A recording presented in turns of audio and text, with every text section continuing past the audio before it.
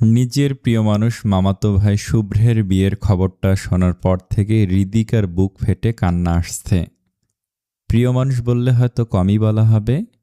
যখন থেকে হৃদিকা ভালোবাসার মানে বুঝতে শিখেছে, তখন থেকেই তার সমস্ত আবেগ ও অনুভূতির কেন্দ্রে কেবল ওই একটা মানুষই বিচরণ করেছে। যদিও তাদের মধ্যে কোনো ব্যক্তিগত সম্পর্কের দেয়াল নেই, কোনো প্রেমের লেনদেন নেই, তবু শুভ্রকে সে মনে প্রাণে নিজের করে নিয়েছে। হৃদিকার এই পাহাড় সমান ভালোবাসার খবর শুভ্র জানে না, আর জানলেও হয়তো সে হৃদিকাকে খুব একটা গুরুত্ব দিবে না। কারণ হৃদিকা লক্ষ্য করেছে শুভ্র তাকে সবসময় এড়িয়ে চলে। তাদের মধ্যে কথা হয় না বললেই চলে, আর যদি কখনো সামান্য বাক্যালাপ হয়ও, তবে তা হয়েছে সেটা মনে করার জন্য। হৃদিকার এখন স্মৃতি হাতড়াতে হবে। শুভ্র মানুষটা বড্ড গম্ভীর আর চুপচাপ। ভিড়ের মাঝে নির্জনতা আর একাকিত্বই তার বেশি পছন্দ। আর শুভ্রের এই মৌনতাটুকুই হৃদিকার কাছে সবচেয়ে প্রিয়, কারণ হৃদিকা নিজেও শান্ত স্বভাবের মেয়ে। নিজের ভেতরের এই নীরবতা সে শুভ্রের মধ্যেও খুঁজে পায়। এই মিলটাই হয়তো তাকে শুভ্রের প্রতি আরও বেশি আচ্ছন্ন করে ফেলেছে। শুভ্র যখন ইন্টারমিডিয়েটে পড়ত, ঠিক তখন থেকেই সে হৃদিকার মনের গহীন কোণে নিজের ঘর তৈরি করে নিয়েছিল। সেই ভালো লাগা থেকে জন্ম নিয়েছে আজকের এই গভীর অনুরাগ। হৃদিকা মনে মনে ভেবেছিল একদিন সব সাহস জমিয়ে নিজের মনের কথাটা শুভ্রকে বলবে, কিন্তু তার আগেই যে সবটা তছনছ হয়ে যাবে, শুভ্রর বিয়ে ঠিক হয়ে যাবে, তা সে দুঃস্বপ্নেও কল্পনা করেনি। সবচেয়ে বড় যন্ত্রণার জায়গাটা অন্যখানে। যার সাথে বিয়ে ঠিক হয়েছে তার সাথে শুভ্রর আগে থেকেই পরিচয় ছিল। তাদের মধ্যে কি কোনো গভীর সম্পর্ক ছিল হৃদিকা জানে না, তবে মামির মুখে শুনেছে মেয়েটি শুভ্রের খুব পরিচিত। হৃদিকার পুরো নাম তাসনিন হৃদিকা। চারপাশের মানুষ তাকে ভালোবেসে হৃদি বলেই ডাকে। এবার সে ইন্টার ফার্স্ট ইয়ারে পা রেখেছে। হৃদিকার ছোট এক ভাই আছে, নাম তার ইমন, যে এখন ক্লাস 8-এ পড়ছে। হৃদির বাবা ইকবাল এহসান আর মা রাবেয়া এহসান। এই নিয়ে তাদের সাজানো ছোট্ট পরিবার। আর শুভ্রের পুরো নাম সাইফান শুভ্র চৌধুরী। পড়াশোনা শেষ করার পর সে এখন তাদের পারিবারিক ব্যবসার দায়িত্ব সামলাচ্ছে। অত্যন্ত গম্ভীর আর ব্যক্তিত্ব সম্পন্ন এই যুবকের পৃথিবীটা বেশ ছোট। তার বাবা সোহান চৌধুরী, মা শাহেরা চৌধুরী আর আদরের ছোট বোন শুভ্রা চৌধুরী। এই চারজন নিয়েই তাদের ছিমছাম আর সুখী পরিবার। বিকেলের তপ্ত রোদটা ফিকে হয়ে আসছে। হৃদি একা ছাদে দাঁড়িয়ে আছে। নিচতলা থেকে বড়দের হাসাহাসি আর শুভ্রের বিয়ের আলোচনা চলছে। সেই শব্দগুলো কানে আসতে হৃদির পুরো শরীরে যেন এক অদ্ভুত অস্বস্তি জেঁকে বসল। মনটা ছটফট করছে, বুকটা ফেটে কান্না আসছে, তবুও চোখে জল নেই। একরাশ বিরক্তি আর অভিমান নিয়ে অনেকক্ষণ ছাদে কাটিয়ে হৃদি খুব ধীর পায়ে নিচে নেমে এলো। বসার ঘরে পা রাখতেই দেখল সোফায় বসে আছে সেই মানুষটা, যাকে দেখা মাত্র হৃদির হৃতে স্পন্দন আরও এলোমেলো হয়ে গেল। শুভ্র। সে বরাবরের মতোই চুপচাপ, ফোনের স্ক্রিনে নিবষ্ট মনে কিছু একটা করছে, যেন বাইরের পৃথিবীর সাথে তার কোনো সম্পর্ক নেই। পাশে হৃদির বাবা ইকবাল এহসান এবং মামা সোহান চৌধুরী সহ আত্মীয় স্বজনরা বিয়ের খুঁটিনাটি নিয়ে প্রাণবন্ত আড্ডায় মেতে আছেন। কিন্তু শুভ্রর সেদিকে কোনো ভ্রুক্ষেপ নেই। সে যেন তার নিজের তৈরি করা এক নিস্তব্ধ গণ্ডির ভেতরে বন্দী হয়ে আছে। ঠিক তখনই হৃদির কানের কাছে কেউ একজন বউ বলে সজোরে চিৎকার করে উঠল। আচমকা এই শব্দে হৃদি একদম আঁতকে উঠল। বুকটা ধক করে উঠল তার। তড়িঘড়ি করে পেছনে তাকিয়ে দেখল শুভ্রা দাঁড়িয়ে আছে। শুভ্রা হৃদির চমকে যাওয়া দেখে বেশ মজা পেল। সে দুষ্টুমি ভরা হাসিতে ভুরু নাচিয়ে বলল, কিরে, এত ভয় পেলি কেন? কোন জগতে ছিলি শুনি? হৃদি নিজের বুকের ওপর হাত রেখে কয়েকটা লম্বা লম্বা শ্বাস নিল, যেন ধকপকানিটা থামানোর চেষ্টা করছে। সে কিছুটা অভিযোগের সুরে বলল, উফ, পুরো ভয় পাইয়ে দিয়েছিলে আমাকে। শুভ্রা বেশ ভাব দেখে উত্তর দিল, তার চোখে মুখে দুষ্টুমির ছাপ স্পষ্ট। আরে আমি তো ভয় দেখানোর জন্যই বলেছি, আমি কি আর তোকে আনন্দ দেওয়ার জন্য বলেছি নাকি? যাই হোক, কোথায় ছিল এতক্ষণ? সারা বাড়ি খুঁজেও তোকে পাওয়া যাচ্ছিল না। হৃদি একটা দীর্ঘশ্বাস ছেড়ে ম্লান গলায় বলল, এমনি একটু ছাদে গিয়েছিলাম। ঠিক সেই মুহূর্তেই শুভ্র সোফা থেকে উঠে দাঁড়ালো। তার চলন বলন সব কিছুতেই এক ধরনের গাম্ভীর্য মিশে আছে। সে সিঁড়ি দিয়ে উপরে উঠতে উঠতে নিজের মা সাহেরা চৌধুরীর উদ্দেশ্যে বেশ গম্ভীর গলায় বলল, আম্মু, আমার রুমে 1 কাপ কফি পাঠাতো। শুভ্রা গিয়ে আড্ডায় জমে উঠল। বাড়িতে ধীরে ধীরে অতিথিদের আনাগোনা বাড়ছে। আর মাত্র 3 দিন পর বিয়ে, তাই 3 দিন আগেই হৃদিরা শুভ্রদের বাড়ি চলে এসেছে। সাহেরা চৌধুরী তাড়াহুড়ো করে কফি বানিয়ে সোজা হৃদির হাতে ধরিয়ে দিলেন। তারপর ব্যস্ত গলায় বললেন, যা তো মা, তোর শুভ্র ভাইয়ের রুমে কফিটা দিয়ে আয়। রান্নাঘরে আমি দুধ বসিয়ে এসেছি, বাকিরা যে যার কাজে ব্যস্ত, তুই একটু দিয়ে আয় তো, দেরি করিস না, না হলে ছেলেটা আমার এখনই রেগে আগুন হয়ে যাবে। কথাটা বলেই সাহেরা চৌধুরী উত্তরের অপেক্ষা না করে সোজা রান্নাঘরের দিকে পা বাড়ালেন। হৃদি যেন আকাশ থেকে পড়ল। এখন তাকে শুভ্রর রুমে যেতে হবে ভাবতে হৃদের হৃৎপিণ্ড যেন লাফিয়ে বাইরে বেরিয়ে আসার উপক্রম হলো। বেশ কয়েকবার গভীর শ্বাস নিয়ে নিজেকে কিছুটা শান্ত করার চেষ্টা করল। তারপর ট্রের ওপর কফির কাপ নিয়ে খুব সাবধানে ধীরে ধীরে শুভ্রের রুমের সামনে এসে দাঁড়ালো। দরজায় মৃদু করাঘাত করে হালকা গলায় বলল, ভাইয়া, আসবো? কিন্তু ভেতর থেকে কোনো সাড়া শব্দ পাওয়া গেল না। হৃদি গলাটা একটু চড়িয়ে আবার বলল, ভাইয়া শুনতে পাচ্ছেন? আপনার কফি এনেছি। তবুও ভেতর থেকে কোনো উত্তর এলো না। হৃদি এবার দরজার আড়াল থেকে একটু উঁকি দিয়ে দেখল রুমটা একদম ফাঁকা। শুভ্রকে কোথাও দেখা যাচ্ছে না। হৃদি আর কিছু না ভেবে ধীর পায়ে ট্রে নিয়ে রুমের ভেতরে প্রবেশ করল। শুভ্রের রুমটা একদম ওর মতোই গোছানো আর শান্ত। হৃদি কফির ট্রেটা টেবিলের এক কোণে নামিয়ে দ্রুত রুম থেকে বের হওয়ার উপক্রম হলো। কিন্তু ঠিক সেই মুহূর্তে ভেজা মেঝেতে শব্দ হয়, সে থমকে দাঁড়িয়ে যায়। হৃদি আর চোখে তাকাতেই দেখল ওয়াশরুমের দরজা খুলে শুভ্র বেরিয়ে আসছে।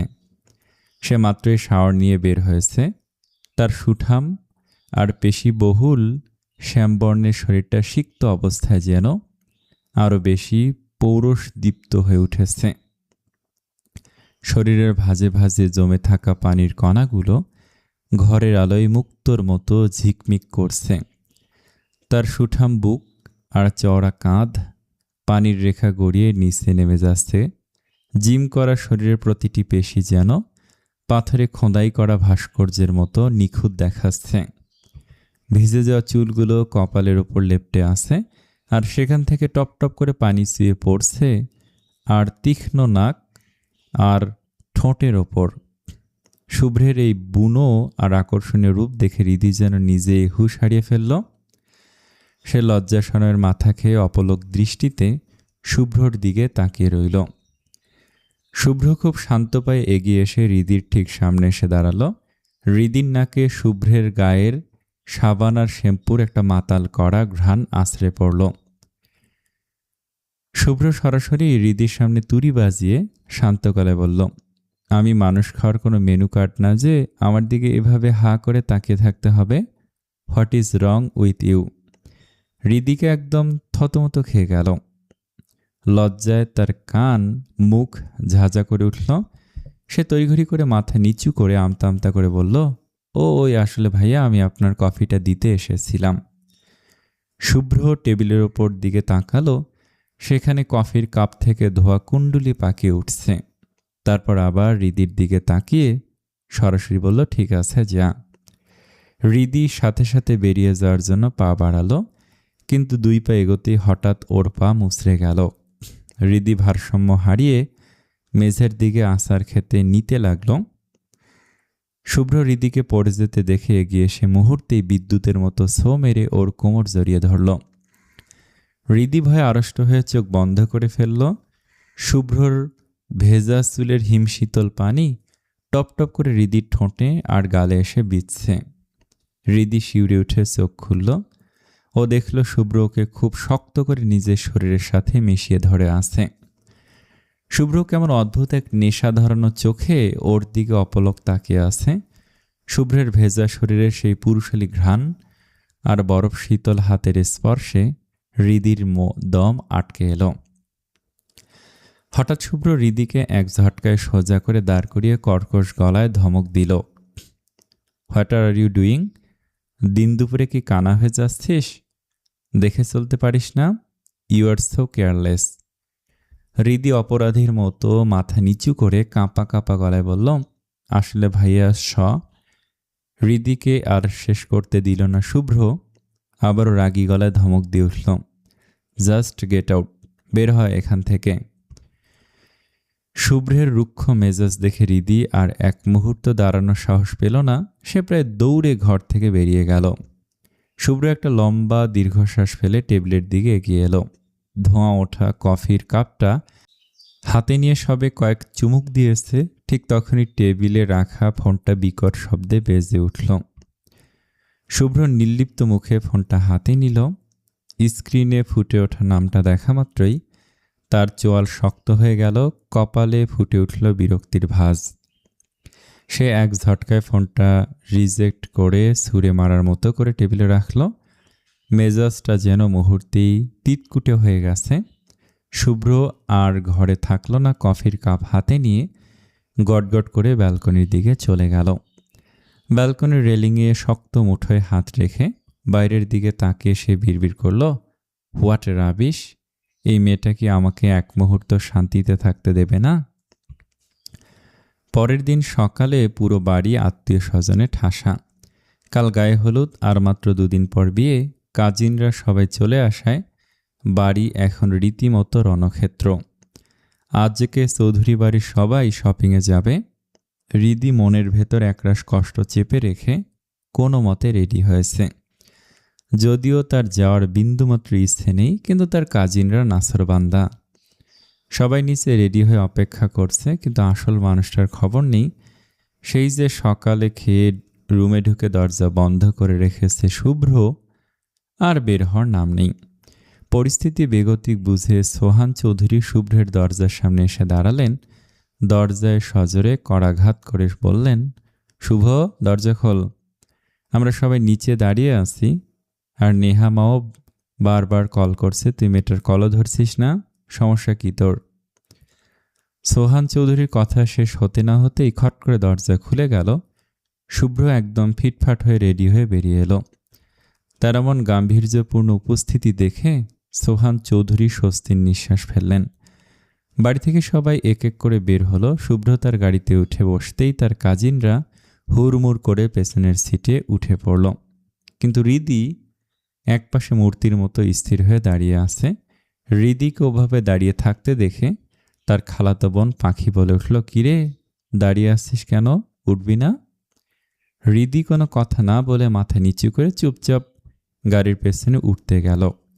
ঠিক সেই মুহূর্তে শুভ্র গাড়ির স্টিয়ারিংটা শক্ত মুঠোয় চেপে ধরল।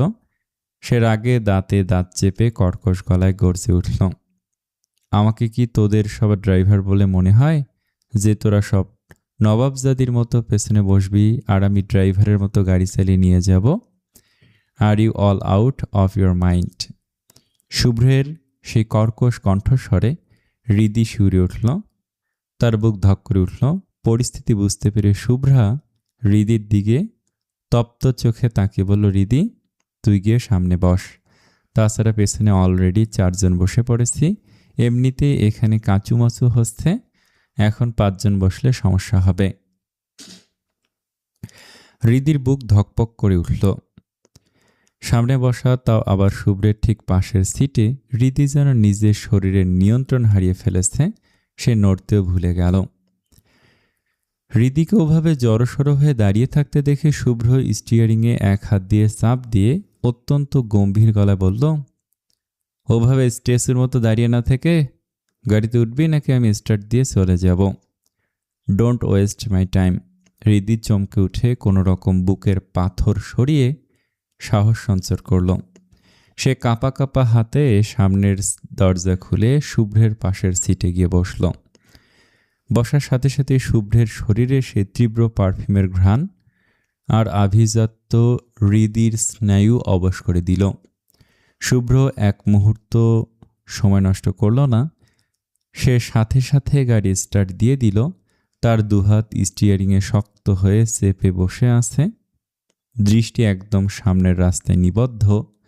পুরো গাড়িতে এক থমথমে নীরবতা বিরাজ করছে, কেবল ইঞ্জিনের মৃদু শব্দ আর হৃদির দ্রুতগামী হৃদস্পন্দন শোনা যাচ্ছে এমন মনে হচ্ছে।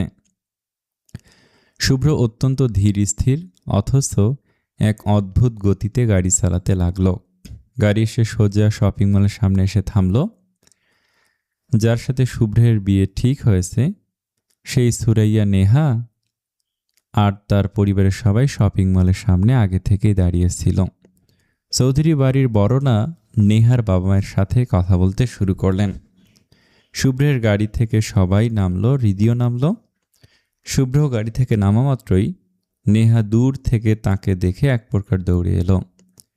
সে সবার সামনে শুভ্রকে জড়িয়ে ধরে উচ্ছ্বসিত গলায় বলল, ও ডিয়ার মিসেস সুইটহার্ট। এ দৃশ্য দেখে হৃদির মনে হলো কেউ যেন এক ঝটকায় তার বুকে ছুরি চালিয়ে দিয়েছে। বুকটা চিরে এক অসহ্য যন্ত্রণা দলা পাকিয়ে এলো।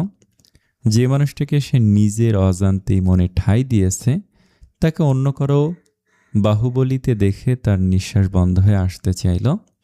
শুভ্র বিরক্ত হয়ে নেহাকে ছাড়িয়ে বিরক্তি গলায় বলল, can you just go inside? এখানে দাঁড়িয়ে সব ড্রামা করার কোনো মানে হয় না। I don't like it. নেহা শুভ্রের বাহু আঁকড়ে ধরে কিছুটা অধিকার ফলানো সুরে অভিযোগ করল, তুমি কাল আমার ফোন ধরনি কেন? কতবার কল করেছি তোমাকে?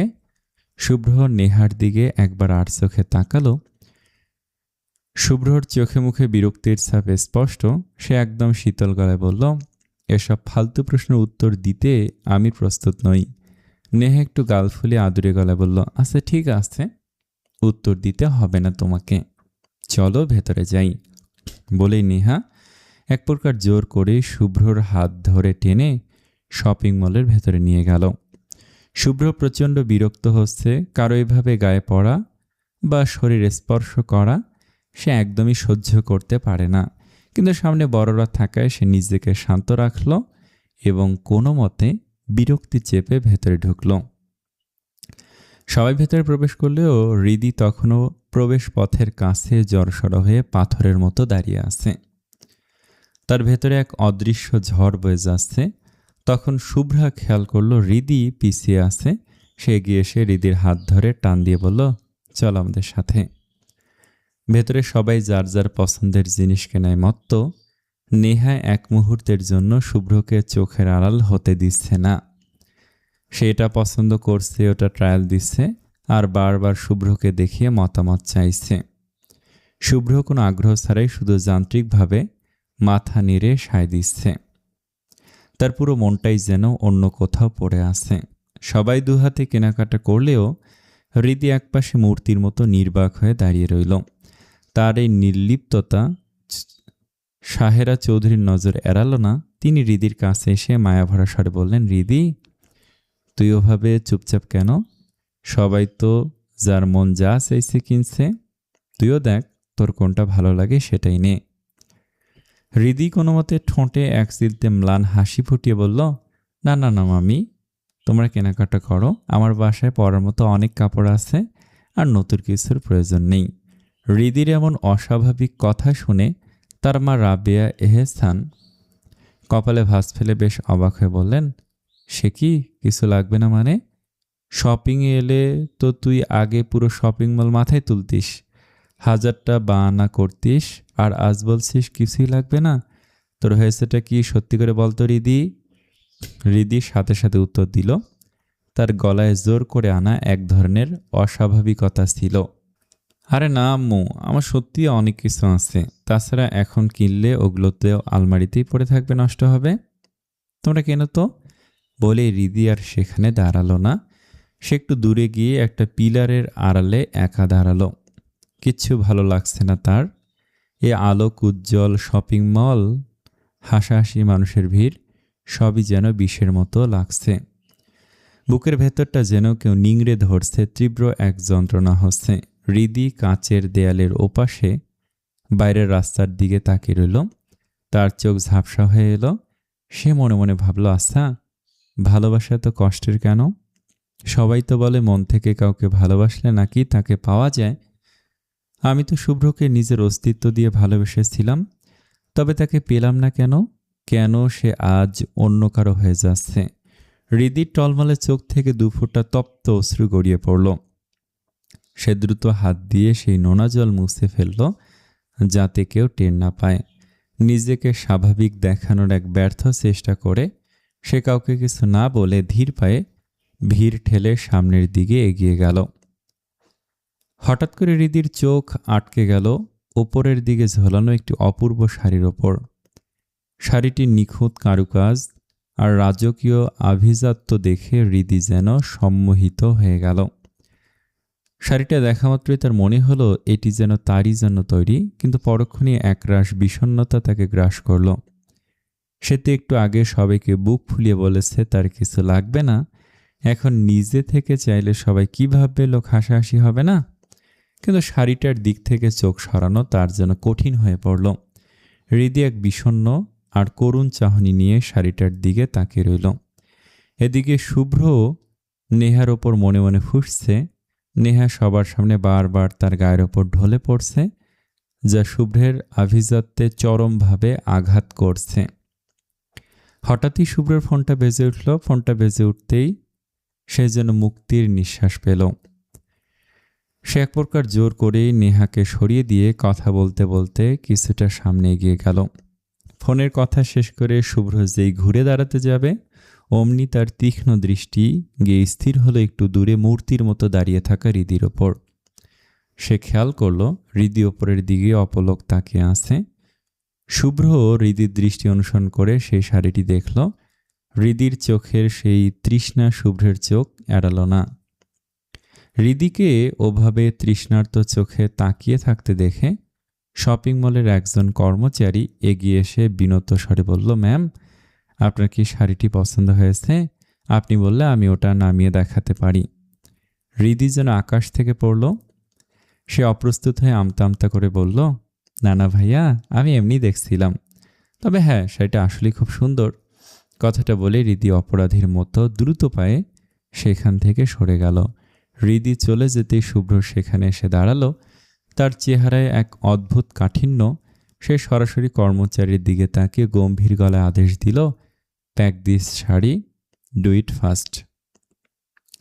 শুভ্র শাড়িটা কিনে শপিং ব্যাগটা হাতে নিয়ে নেহার পাশে এসে দাঁড়াতে না দাঁড়াতেই নেহা এক প্রকার ছো মেরে সেটা শুভ্রের হাত থেকে কেড়ে নিল। তার চোখে মুখে কৌতূহল। সে ভুরু নাচিয়ে বলল, what is in this bag? এটাতে কি আছে? শুভ্র অপ্রস্তুত হয়ে নেহার হাত থেকে ব্যাগটা আবার নিয়ে নেওয়ার চেষ্টা করতে করতে বলল, আরে না নেহা, এটা। কিন্তু শুভ্রের কথা শেষ হওয়ার আগেই নেহা সজোরে সরে গেল এবং তড়িঘড়ি করে ব্যাগ থেকে শাড়িটা বের করে ফেলল। সে গাঢ় নীল রঙের জমকালো শাড়িটা দেখে নেহার চোখ জোড়া লোভে আর খুশিতে চিকচিক করে উঠল।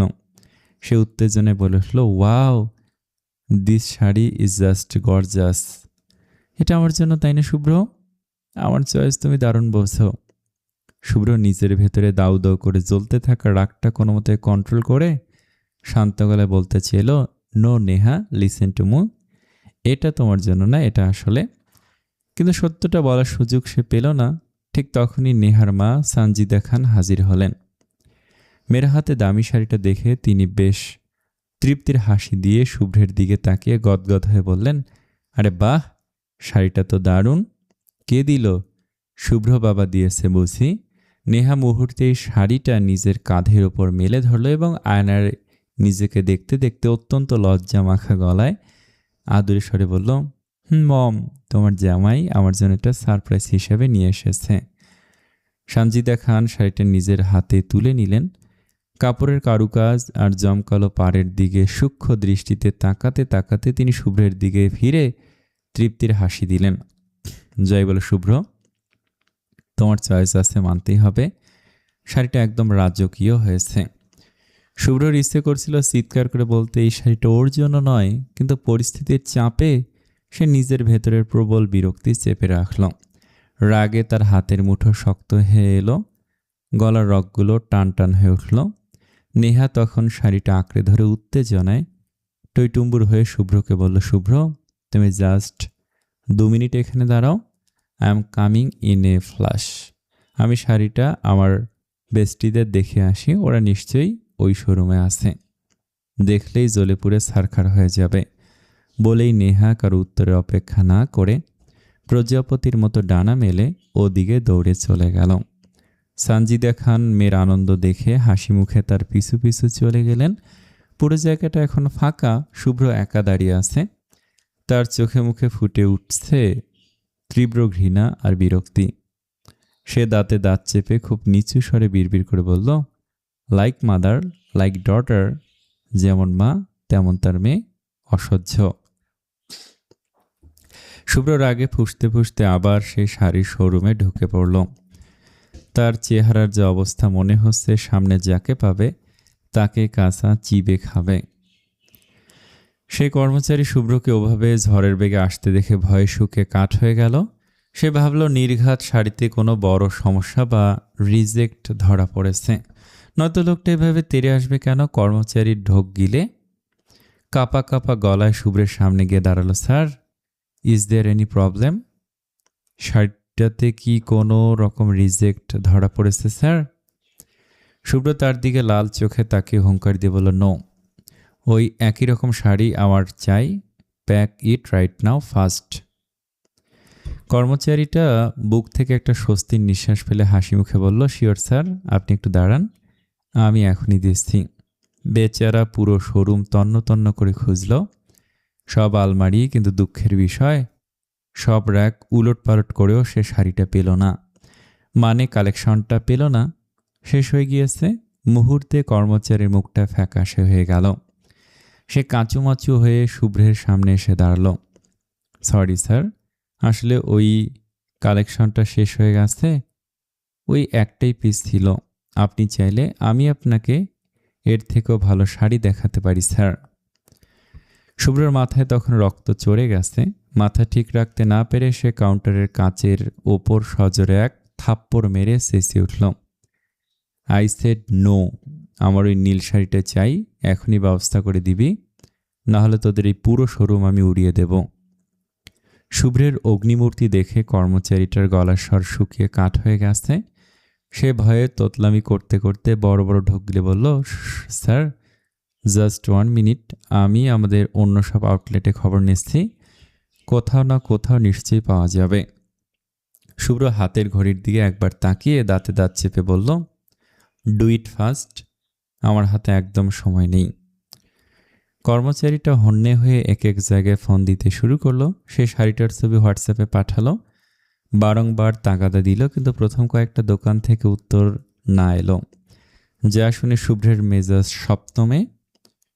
মেজাজ যখন সপ্তমে ঠিক তখনই শেষ জায়গা থেকে একটা আশার আলো দেখা গেল। কল কেটে কর্মচারীটা কিছুটা ইতস্তত করে শুভ্রের দিকে তাকিয়ে বলল, স্যার, শাড়িটা পাওয়া গেছে, কিন্তু সমস্যা হলো আমাদের ডেলিভারি দেওয়ার মতো কোনো লোক এখন খালি নেই যে এসে দিয়ে যাবে। আপনি কি কষ্ট করে নিজে গিয়ে নিয়ে আসতে পারবেন? আমি আপনাকে ঠিকানাটা দিচ্ছি। শুভ্র এক মুহূর্ত দেরি না করে ফোন থেকে নাম্বার বের করে কর্মচারীর সামনে ধরল।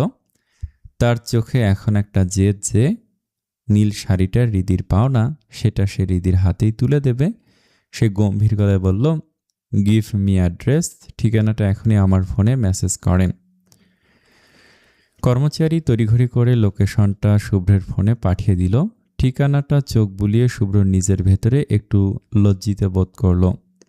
সে একটা দীর্ঘশ্বাস ছেড়ে কর্মচারীর দিকে তাকিয়ে শান্ত গলায় বলল, আসলে আই এম রিয়েলি সরি আপনার সাথে এভাবে বিহেভ করার জন্য। কর্মচারীটি বিনীতভাবে হেসে বলল, আরে না না স্যার, কিছু মনে করি নাই। এই লাইনে কত মানুষ রাগ দেখায়, ওসব আমাদের অভ্যাস হয়ে গেছে।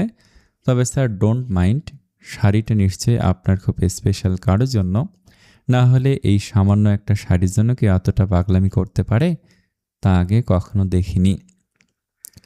শুভ্র তার কথার কোনো উত্তর দিল না। কর্মচারীর কথাটা যেন তীরের মতো গিয়ে তার বুকে বিঁধল।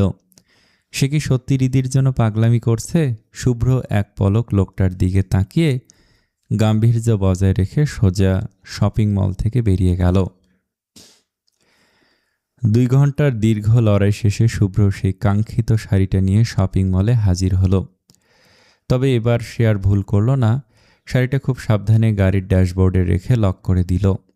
সে জানে এই শাড়িটা নোহার চোখে পড়া মানেই আবার নতুন কোনো ঝড়। তারপর শুভ্র শপিং মলের ভেতরে ঢুকল। নেহা তখন রাগে আর বিরক্তি নিয়ে ডানে বামে পায়চারি করছিল।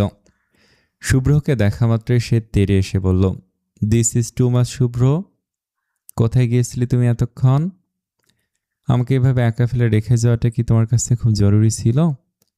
শুভ্র তার হাতটা পকেটে পুরে অত্যন্ত শীতল আর রুক্ষ গলায় বলল, listen Neha, I am not obliged to answer all your question.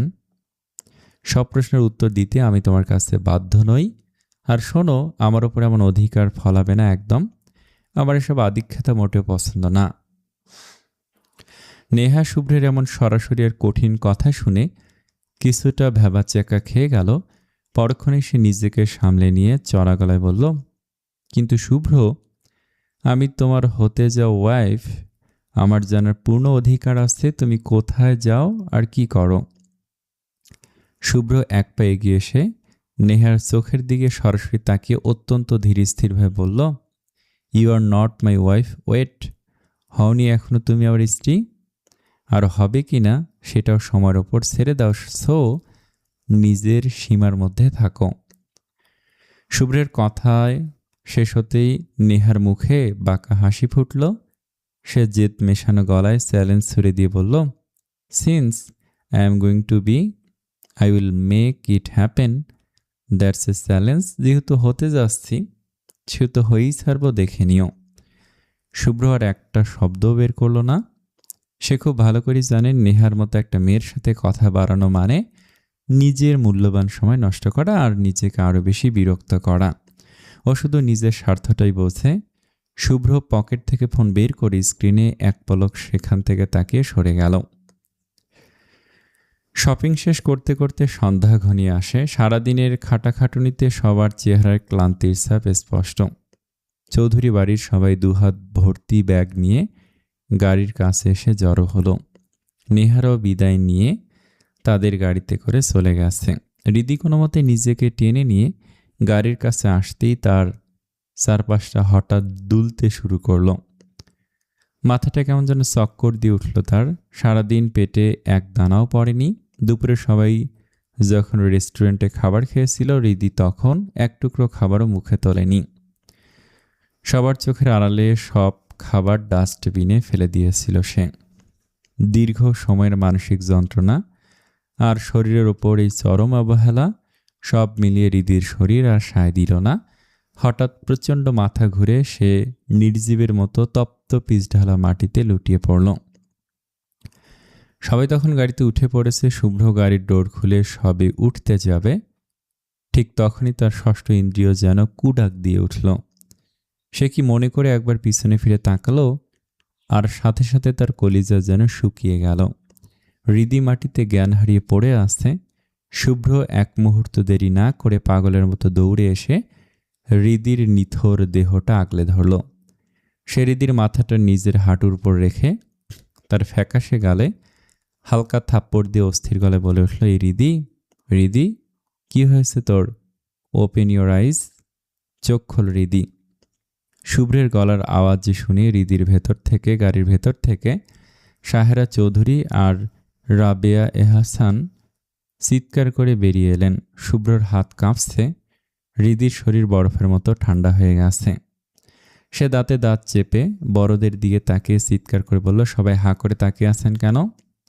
Bring some water, দ্রুত পানি আনুন। ইকবাল এহসান এক প্রকার দৌড়েই গাড়ি থেকে নেমে আসলেন। সাহেরা চৌধুরী দ্রুত পানির বোতল এনে শুভ্রর হাতে দিতে সে তড়িঘড়ি করে হৃদির ফ্যাকাশে মুখে আর চোখের পাতায় পানির ঝাপটা দিল। ঠান্ডা পানির ঝাপটায় হৃদির অবশ হয়ে আসা স্নায়ুগুলো একটু সজাগ হলো। সে খুব ধীরে ধীরে চোখের পলক ফেলল। ঝাপসা দৃষ্টি পরিষ্কার হতেই সে দেখল তাকে ঘিরে পুরো পরিবারের সবাই চরম অস্থিরতা নিয়ে তাকিয়ে আছেন। হৃদির শরীরটা তখনও নিস্তেজ, নড়াচড়া করার শক্তিটুকু নেই। ইকবাল এহসান মেয়ের কপালে আর গলায় হাত দিয়ে বেকুল হয়ে বললেন, কি হয়েছে তোর মা? হঠাৎ এভাবে পড়ে গেলি কেন? শরীর কি খুব খারাপ লাগছে তোর? হৃদি ঘর কাটতে অনুভব করল সে শুভ্রের হাঁটুর উপর মাথা দিয়ে শুয়ে আছে। শুভ্রের হাতের স্পর্শ তখনও তার গালে লেগে আছে। মুহূর্তের মধ্যে এক বিদ্যুৎ খেলে গেল যেন তার শরীরে। সে তাড়াতাড়ি মাথা উঁচু করে মাটিতে হাত দিয়ে কোনো মতে ভর দিয়ে উঠে বসার চেষ্টা করল। তার বাবার দিকে তাকিয়ে জড়সড় হয়ে বলল, জানি না আব্বু, আমি নিজেও জানি না আমি হঠাৎ করে পড়লাম কিভাবে। শুভ্র তখনও হৃদির দিকে তীক্ষ্ণ চোখে তাকিয়েছিল। তার চোখে মুখে তখন এক ভয়ঙ্কর রাগ আর উৎকণ্ঠা খেলা করছে। সে অত্যন্ত গম্ভীর আর রুক্ষ গলায় বলল, তুই আজকে সারাদিন কিছু খাসনি তাই না? কারণ তোর শরীর দুর্বল হলেই তুই জ্ঞান হারাস। হৃদি বিস্ময়ে পাথর হয়ে শুভ্রের দিকে তাকিয়ে রইল। তার চোখ দুটো যেন কপাল ছুঁই ছুঁই। সে মনে মনে ভাবল, শুভ্র ভাইয়া কিভাবে জানল আমার এই পার্সোনাল সমস্যার কথা? তো শুধু আম্মু, আব্বু আর ইমন জানে। আমি তো জানি আমি যদি বেশিক্ষণ না খেয়ে থাকি তবে আমার প্রেশার একদম লো হয়ে যায়, শরীর মাত্রাতিরিক্ত দুর্বল হয়ে আমি সাথে সাথে জ্ঞান হারিয়ে ফেলি। কিন্তু এই গোপন কথাটি বাইরের কেউ জানে না। তবে শুভ্র ভাইয়া এটা জানলো কিভাবে? হৃদিকে ওভাবে নির্বাক হয়ে তাকিয়ে থাকতে দেখে শুভ্রের ধৈর্যের বাঁধ ভেঙে গেল। সে সবার সামনেই সিংহ গর্জনে চিৎকার করে উঠল, কি বলছি শুনতে পাসনি? তুই জানিসই তুই না খেয়ে থাকলে তোর শরীরে প্রেশার লো হয়ে যায় আর তুই জ্ঞান হারাস। তাহলে জানা সত্ত্বেও এত কেয়ারলেস কেন তুই? সোহান চৌধুরী শুভ্রের কথা শুনে চরম বিস্ময় নিয়ে হৃদির দিকে তাকে বলেন, কিরে হৃদি, কিছু খাসনি মানে? শুভ্র এসব কি বলছে? তুই না দুপুরে আমাদের সাথেই খেতে বসলি? হৃদি মাটির উপর বসে কাঁপছে। সে অপরাধ বোধ আর লজ্জা লুকাতে কাঁপা কাঁপা গলায় মিথ্যা বলার চেষ্টা করলো, না না আমি খেয়েছি। বাকিটুকু বলার আগেই শুভ্র সবার সামনে প্রচণ্ড রাগে হিতে জ্ঞান হারিয়ে ঠাস করে একটা থাপ্পড় বসিয়ে দিল হৃদির নরম গালে। পুরো শপিং মলের পার্কিং এরিয়া যেন এক মুহূর্তের জন্য নিথর হয়ে গেল। বাড়ির সবাই স্তম্ভিত, কারো মুখে কোনো কথা নেই। হৃদি যন্ত্রণায় আর অপমানে গালে হাত দিয়ে ফুঁপিয়ে কেঁদে উঠল। শুভ্র আবার সিংহ গর্জনে ধমক দিয়ে বলল, চুপ, একদম চুপ। আবার মিথ্যা বলিস? লজ্জা করে না বড়দের সামনে এভাবে অনর্গল মিথ্যা বলতে? হাউ ডিয়ার ইউ টু লাস এ লাই? তুই কি ভেবেছিস তোর এই ন্যাকামি আমি ধরতে পারবো না? হৃদি গালে হাত দিয়ে অঝরে কেঁদেই যাচ্ছে। তার কান্নার যেন থামার নাম নেই। সোহান চৌধুরী পরিস্থিতি বেগতিক দেখে শুভ্রের কাঁধে হাত রেখে গম্ভীর অথচ শান্ত গলায় বললেন, শুভ্র থাক, হৃদিকে আর কিছু বলিস না। ছোট মানুষ ভুল করেছে, অনেক ঝামেলা হয়েছে, এখন রাত হয়ে যাচ্ছে, সবাই বাড়ি চলো। শুভ্র আর কথা না বাড়িয়ে রাগে ফুঁসতে ফুঁসতে সোজা গিয়ে দাঁড়িয়ে পড়ল। বাড়ির বড়রাও একে একে গাড়ির দিকে পা বাড়ালেন। হৃদি দুহাতে মাটির ওপর ভর দিয়ে টলমল পায়ে দাঁড়াতে চেষ্টা করলো, কিন্তু শরীর এতটাই নিস্তেজ হয়ে পড়েছে যে ভারসাম্য রাখতে না পেরে সে আবার পড়ে গেল। শুভ্র বিষয়টি লক্ষ্য করল। সে এক মুহূর্ত সময় নষ্ট না করে বজ্র গতিতে নিচু হয়ে এক ঝটকায় হৃদিকে পাজা কোলা করে তুলে নিল। হৃদি এই আকস্মিকতায় ভীষণ অবাক হয়ে গেল। নিজেকে পতনের হাত থেকে রক্ষা করার জন্য অবচেতনভাবেই শুভ্রের গলা জড়িয়ে ধরল। হৃদির অশ্রুভেজা নোনা চোখ দুটো শুভ্রের পাথরের মতো শক্ত আর গম্ভীর মুখের দিকে স্থির হয়ে রইল। শুভ্র কোনো দিকে না তাকিয়ে অত্যন্ত দৃঢ় পায়ে সামনের গাড়ির দিকে হেঁটে যাচ্ছে। তার বাহুবন্ধন অনেক শক্ত, যেন হৃদিকে সে এক চুলো ছাড়বে না। হৃদি শুভ্রের বুকের ধুকপুকানি অনুভব করতে পারছে।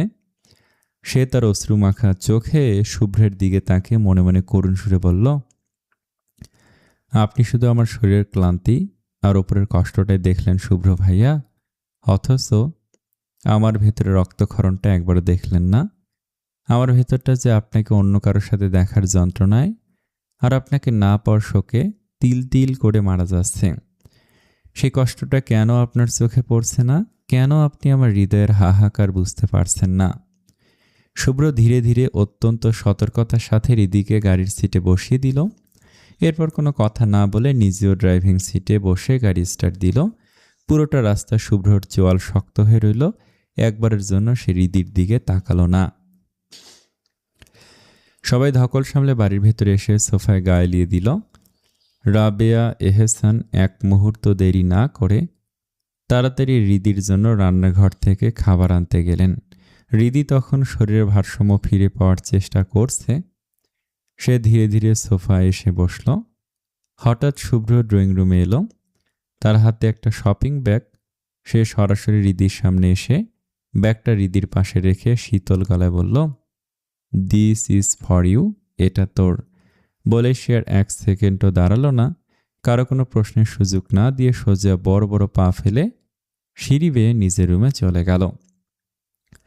রিদি প্রচণ্ড অবাক হয়ে শপিং ব্যাগটার দিকে তাকিয়ে রইল। রিদির কাজিন মিহি পাশ থেকে কিছুটা ভুরু নাচিয়ে কৌতূহলী গলায় বলল, কিরে, খুলে দেখ। শুভ্র ভাইয়া আমাদের কাউকে কিছু দিল না, অথচ তোকে স্পেশালি গিফট দিল। দেখি তো কি দিল। রিদি কাঁপা কাঁপা হাতে ব্যাগটা নিজের কোলের ওপর টেনে নিল। তার বুকটা তখন প্রবল বেগে ধরফর করছে।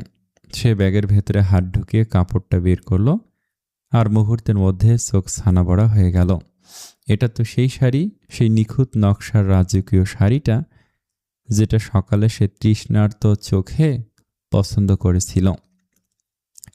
কিন্তু এই শাড়ি শুভ্র ভাইয়া কোথায় পেল? সে তো তখন নেহার সাথে ব্যস্ত ছিল। শাড়িটা দেখে মিহি চোখ কপালে তুলে বিস্ময় নিয়ে বলল, ওয়াও, শাড়ি! বলেই মিহি এক প্রকার ছো মেরে রিদির হাত থেকে শাড়িটা নিল।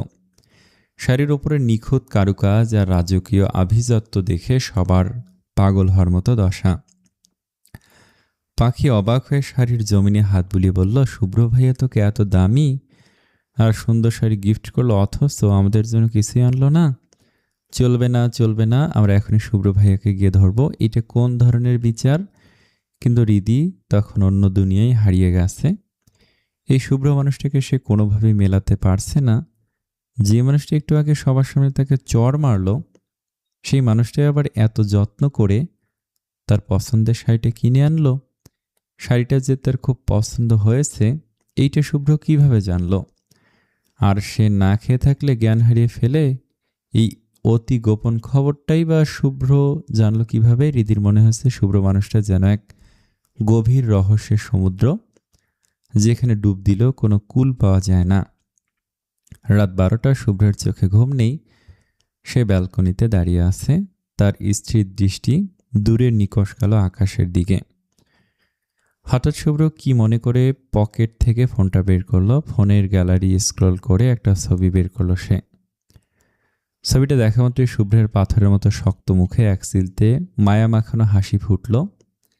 সে ছবিটার দিকে অপলক তাকে বিড়বিড় করে বলল, নীল আকাশের মতো তুমি সুন্দর।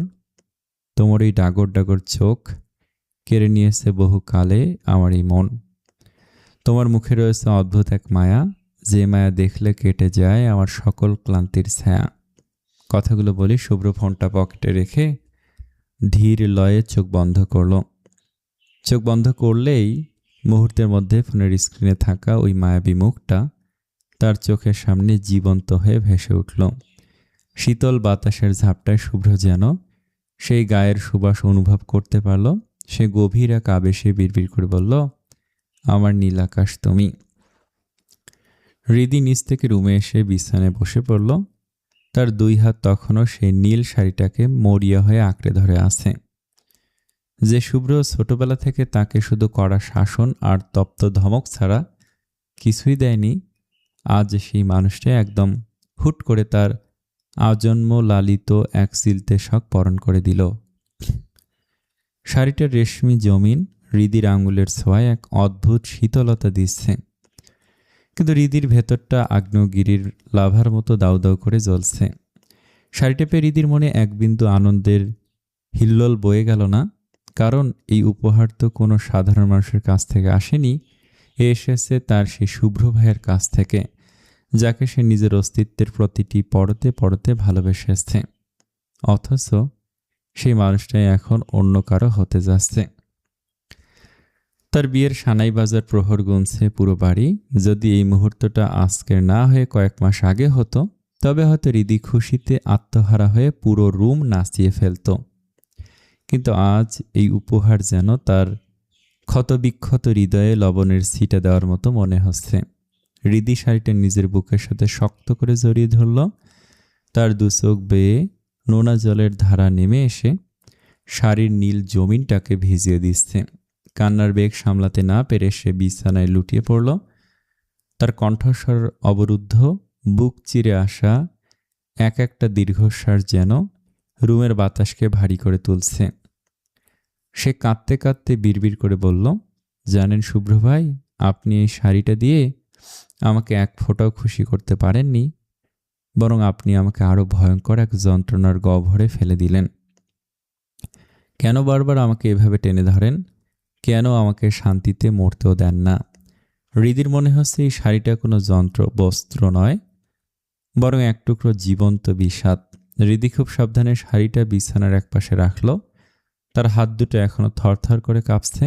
সে ধীর পায়ে আলমারির কাছে গিয়ে নিজের ব্যাগ থেকে পুরনো, কিছুটা বিবর্ণ হয়ে আসা একটা ডায়েরি আর কলম বের করে আনলো। এই ডায়েরিটা তো কেবল কাগজ আর কালির সমষ্টি নয়, এটা হৃদির জীবন খাতা।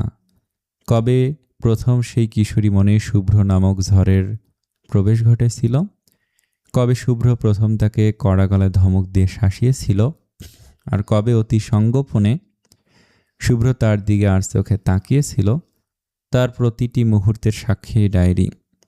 আগে মন খারাপ হলে হৃদি এই ডায়েরির পাতাগুলো উল্টে শুভ্রের সাথে কাটানো পুরনো স্মৃতিগুলো পড়তো আর আপন মনেই খিলখিল করে হেসে উঠত।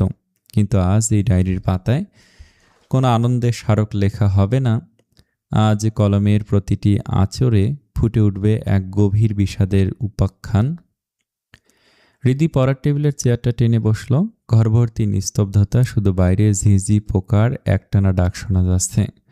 কলমটা হাতে নিয়ে সে যখন ডায়েরির প্রথম পৃষ্ঠাটা উল্টালো, তার চোখের সামনে ঝাপসা হয়ে ভেসে উঠল বড় বড় অক্ষরে লেখা সে বাক্যটি, আমার প্রিয় দর্শন পুরুষ শুভ্র ভাই। লেখাটার উপর হাত বোলাতেই হৃদির চোখ থেকে এক ফোঁটা জল টুপ করে সাদা কাগজের উপর আছড়ে পড়ল। কালিটা একটু লেপ্টে গেল, ঠিক যেমন হৃদির সাজানো স্বপ্নগুলো এখন লেপ্টে একাকার হয়ে গেছে। সে কাঁপা কাঁপা হাতে আজকের তারিখটা লিখল। তার মনে হচ্ছে কলমটা যেন আজ অনেক ভারী হয়ে গেছে। কলমটা ছোঁয়াতেই তার হাত দুটো প্রবলভাবে কেঁপে উঠছে। আজ কালির রংটা যেন তার চোখের পানির সাথে মিশে আর গাঢ় হয়ে যাচ্ছে। সে তার মনে সবটুকু আরতি ঢেলে দিয়ে লিখতে শুরু করল, প্রিয় প্রিয়দর্শন পুরুষ শুভ্র ভাই, আজ লিখছে আপনাকে নিয়ে। কিন্তু এ তো আমার নতুন কিছু না। আপনাকে নিয়ে লেখা এটা আমার পেশা নয়, নেশা। হ্যাঁ, আপনি আমার নেশা। কিন্তু এই নেশাটা যে আজ আমার বুকে যন্ত্রণায় পরিণত হলো। আজ যেই ডায়েরি আর যেই কলম দিয়ে লিখছি, সেই জিনিসগুলো আগে আনন্দের মুহূর্ত লিখত। এই কালির দাগগুলো সুখের গল্প ফুটিয়ে তুলত। কিন্তু এই কালি আজ আনন্দের না, আজ সে এক বুক চিরে আসা রক্তক্ষরণের কথা লিখবে। আপনি জানেন শুভ্র ভাই, আপনার এই পাথরের মতো চুপ থাকাটা বড্ড ভালোবাসি আমি। মনে হয় আপনার ওই মৌনতার মাঝেই আমার পুরো পৃথিবী লুকিয়ে আছে। আপনার ওই গভীর চোখের দিকে তাকালে আমি হৃদি আমার বেঁচে থাকার সবটুকু সুখ খুঁজে পাই। আপনার ওই গম্ভীর মুখে তাকালে আমার অস্থির বুকে প্রশান্তি পাই। কিন্তু সেই শান্তিগুলো আজ বালুচরের মতো আমার হাত থেকে হারিয়ে যাচ্ছে। আপনার দিকে তাকালে এখন আমি শান্তি না, তীব্র যন্ত্রণা পাই। আর মাত্র 2টা দিন, তারপর আপনি হয়ে যাবেন অন্য কারো। আপনার নামের সাথে, আপনার জীবনের প্রতিটি নিঃশ্বাসের সাথে জড়িয়ে যাবে এক অন্য নারীর অস্তিত্ব। পৃথিবীর মানুষ বদলে যাবে, সময় আপন গতিতে চলে যাবে, কিন্তু এই হৃদির কি হবে? সে কি আপনাকে ভুলতে পারবে না? পারবে না, কারণ ভালোবাসার মতো ভালোবাসলে চাইলেই মন থেকে মুছে ফেলা যায় না। আর আমার ভালোবাসা তো শরীরের নয়, একদম আত্মার গভীর থেকে। তাহলে আমি কিভাবে ভুলবো আপনাকে জানেন শুভ্র ভাই? আজ আমার বড্ড কষ্ট হচ্ছে। বুকের ভেতরটা কেমন যেন দুমড়ে মুচড়ে যাচ্ছে, ইচ্ছে করছে সব লোকলজ্জা ভুলে আপনাকে জড়িয়ে ধরে চিৎকার করে বলি, আই লাভ ইউ শুভ্র ভাই, আমি আপনাকে অনেক ভালোবাসি। আপনার শাসনের চটটা আমি হাসি মুখে সইতে পারি, কিন্তু অন্য কারো হয়ে যাওয়ার এই আঘাতটা আমি সইতে পারছি না।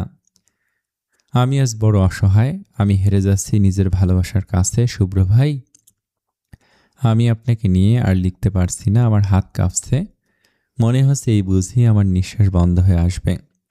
আচ্ছা শুভ্র ভাই, আমি যদি সব ছেড়ে আপনাকে বলি চলেন না, আপনি আর আমি মিলে দূরে কোথাও চলে যাই, যেখানে লোকচক্ষুর অন্তরালে আমাদের ছোট্ট একটা ঘর হবে, সেখানে আমাদের ছোট্ট একটা স্বপ্নের সংসার হবে। আপনি কি আমাকে নিয়ে সত্যি চলে যাবেন? আমাকে নিয়ে কি বাঁধবেন সুখের ঘর? আমি কি একটা বার আমার মনের সবটুকু আকুতি আপনার সামনে বলে দেখব? কিন্তু আমার যে অতটুকু সাহস নেই। আমি আজ হেরে যাচ্ছি আমার নিজের ভালোবাসার কাছে। আমি আজ হেরে যাচ্ছি নিজের ভালোবাসার কাছে, বুক ফেটে মুখ ফুটিয়ে বলতে পারছি না আমার এই যন্ত্রণার কথাটা। শুভ্র ভাই, আমি আর লিখতে পারলাম না আপনাকে নিয়ে। আজ বেশি কিছু কলমের কালি হয়তো আপনাকে নিয়ে লেখায় ফুরালো না, তার আগেই ফুরিয়ে এলো আমার শক্তি। তবু মনের অন্তর থেকে বলবো, চিরজীবন সুখী হন আপনি।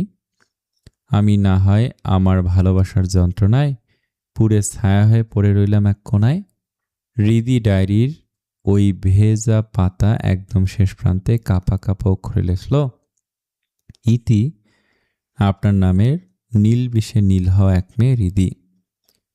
লেখাটা শেষ করে হৃদি কলমটা টেবিলের উপর ছেড়ে দিল। তার বুকের ভেতরটা কেমন যেন খালি হয়ে আসছে, ডায়েরিটা বন্ধ করার শক্তিটুকু নেই। সে অঝরে কাঁদতে কাঁদতে সেই খোলা ডায়েরির ওপরই মাথা রাখল। চোখের জলে কাগজের কালি আরও কিছুটা লেপ্টে গেল। রাতের নিস্তব্ধতায় শুধু তার ফুপিয়ে কাদার শব্দটাই শোনা যাচ্ছিল। সে জানে না এই লেখাগুলো কোনো দিন আলোর মুখ দেখবে কিনা, নাকি বিষাদের সাক্ষী হয়ে শুধু এই ডায়েরিটাই থেকে যাবে। সকাল সকাল চৌধুরী বাড়িটা একদম উৎসবের সাজে সেজে উঠেছে। বাড়ির চারপাশ বর্ণিল আলোকসজ্জা আর ডেকোরেশনে ভরে উঠেছে। মেয়েরা দল বেঁধে আড্ডার মাঝে এই কাপড়ের হাতে মেহেদি দিচ্ছে। হৃদি চুপচাপ সবার সাথে বসে আছে। যত সময় যাচ্ছে ততই তার বুকটা ফেটে আসছে। সে ভাবছে আর মাত্র একদিন পর তার এই প্রিয় মানুষটা অন্য কারো হয়ে যাবে। হঠাৎ চৌধুরী বাড়িতে প্রবেশ করলো দুইজন যুবক, শুভ্রের বন্ধু রিফাত আর তুর্য। দুজনে এসে বাড়ির বড়দের সাথে কুশল বিনিময় করে সোজা শুভ্রের রুমে আসলো। শুভ্র তখন নিজের মতো বিছানায় বসে ল্যাপটপে খুব মনোযোগ দিয়ে কিছু একটা করছিল। রিফাত সোজা শুভ্রের পাশে বসে তার কাঁধে একটা থাপ্পড় দিয়ে বলল, কিরে নতুন জামাই, এই সাত সকালে কিসের মিটিং করছিস? শুভ্র ল্যাপটপ থেকে চোখ না সরিয়ে গম্ভীর গলায় বলল, স্টপ টকিং রাবিশ, কখন এসেছিস সেইটা বল। তুর্য ঘরের সোফায় আরাম করে বসে বলল, এই তো মাত্র আসলাম। নিচে যে অবস্থা শুরু হয়েছে তা দেখে তো মনে হচ্ছে পুরো এলাকা মাথায় উঠাবে। কিন্তু হবু বর রুমে বসে ল্যাপটপ টিপছে, এই দৃশ্য তো আগে কখনো দেখিনি। শুভ্র এবার ল্যাপটপ বন্ধ করে অত্যন্ত শান্ত গলায় তুর্যের উদ্দেশ্যে বলল, কেন বর কি ল্যাপটপ টিপতে পারে না? তুর্য কপালে ভাঁজ ফেলে বলল, পারে, কিন্তু বিয়ের আমেজ ছেড়ে এই সাত সকালে ল্যাপটপ নিয়ে বসে থাকাটা কোন ধরনের রসিকতা? শুভ্র বিছানা থেকে উঠে ধীর পায়ে ওয়াশরুমের দিকে যেতে যেতে নির্লিপ্ত গলায় বলল, I have no idea. By the way, তোরা বস, I will be back in a minute. Sahera Chowdhury নাস্তার ট্রে সাজিয়ে নিয়ে আসলেন সব মেয়েদের মাঝে। কিন্তু সবার হাতে মেহেদি দেখে সাহেরা চৌধুরী কিছুটা বিপাকে পড়ে বললেন, এ কি, তোরা তো সবে মেহেদি দিয়ে ফেলেছিস, এখন এই নাস্তার ট্রে কার হাতে দিয়ে উপরে পাঠাই বলতো? শুভ্রা হাতের মেহেদি শুকাতে শুকাতে বলল, আম্মু হৃদিকে দাও, ও এখনো মেহেদি পড়েনি। সাহেরা চৌধুরী হৃদির হাতের দিকে তাকে দেখলেন সত্যি হৃদি এখনো মেহেদি পড়েনি। তিনি কিছুটা অবাক হয়ে ভুরু কুঁচকে বললেন, কিরে হৃদি, তুই মেহেদি পড়িসনি কেন? সবাই তো হাসাহাসি করে পড়ছে। রিদি ম্লান হেসে নিচু গলায় বলল, এমনি পড়িনি মামি, পরে কোনো এক সময় পড়ে নেব। আচ্ছা ঠিক আছে, তাহলে তুই এই নাস্তার ট্রেটা নিয়ে শুভ্রের রুমের দিকে দিয়ে আয়। বলে সাহেরা চৌধুরী উত্তরের অপেক্ষা না করে রিদির হাতে ট্রেটা ধরিয়ে দিয়ে চলে গেলেন। রিদি নিজের ভেতরের সবটুকু সাহস সঞ্চার করে উঠে দাঁড়ালো।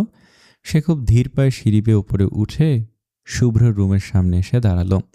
বুকের ভেতরটা তার ধরফর করছে। সে দরজায় মৃদু করাঘাত করে নিচে সরে বলল, ভাইয়া আসবো? ভেতর থেকে রিফাত বেশ অমায়িক স্বরে বলল, আসো শুভ্র, রুমে নেই। রিদি খুব সন্তর্পণে নিজের অস্তিত্বকে যেন ছোট করে মাথায় নিচু করে রুমে প্রবেশ করলো। রিদিকে দেখা মাত্রই রিফাতের দৃষ্টি যেন স্থির হয়ে আটকে গেল রিদির ওপর। রিদির সে মায়াবী চেহারার বিষণ্ণতা রিফাতকে মুহূর্তে মুগ্ধ করল। রিদি ধীর পায়ে এগিয়ে এসে বিছানার উপর নাস্তার ট্রেটা সন্তর্পণে রাখল। তার হাত দুটি হালকা কাঁপছে। নিচু স্বরে সে বলল, মামি আপনাদের জন্য নাস্তা পাঠিয়েছেন। বলে রিদি কোনোমতে নিজেকে সেখান থেকে সরিয়ে নিতে চাইল, কিন্তু সে পা বাড়াতেই রিফাত কিছুটা আগ্রহ নিয়ে বলে উঠল, এই মেয়ে দাঁড়াও, তুমি কি শুভ্রর কাজির লাগো? রিদি দরজার দিকে এক পা বাড়িয়ে থমকে দাঁড়ালো। ঠিক সেই মুহূর্তে ওয়াশরুমের দরজা খুলে শুভ্র বেরিয়ে এলো। তার পরনে একটা কুঁচকুচে কালো শার্ট, চুলগুলো হালকা ভেজা, কিছুটা কপালে সে লেপ্টে আছে। রিফাতকে রিদির দিকে তাকিয়ে থাকতে দেখে আর রিফাতের কথা শুনে শুভ্র বেশ বিরক্ত হলো। সে হাতের তোয়ালেটা একপাশে ছুঁড়ে ফেলে অত্যন্ত কর্কশ আর ঠান্ডা গলায় রিফাতকে বলল, where are you so interested? That's none of your business Rifat. ওর পরিচয় জেনে তোর কি কাজ? রিফাত একটা বাঁকা হাসি দিয়ে শুভ্রের দিকে তাকে টিপ্পনি কাটল, পরিচয় জানতে হলে কি কোনো কারণ লাগে নাকি? আমি তো ভাবছি তোর এই সুন্দরী কাজিনটাকে পটানো যায় কি না।